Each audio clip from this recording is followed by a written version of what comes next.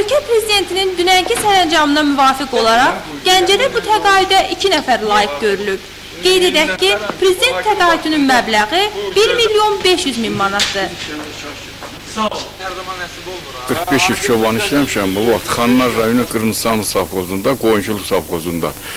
O əmək fəaliyyətimə görə maldarlıq, qoyunçuluğun artmasında məni sosialist əməyə qəhrəmanı 71-ci ildə aldım. Dünən mənə təqdim olan mükafat prezidentimiz əmək adamlarına, əziyyətinə verdiyi qiymətdir. Bu həm mənəvi cəhətdən, həm də ehtiyac cəhətindən biz qocalara, yaşlılara bu həddindən artıq ən böyük mükafatdır ki, yaşamağımız üçün, ondan sonra gələcəyimiz üçün çox böyük mükafatdır. 5 il davada yüksək məhsul əldə etdiyimə görə şöbə müdiri işləyirdim.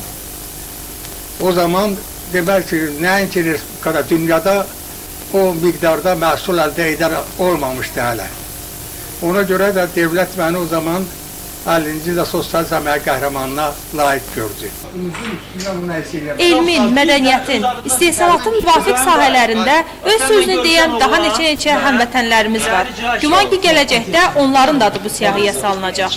Xalidə Babayeva, Milyoni Seyidzadə, Xəbər. Sarxod nizamı deyilən bir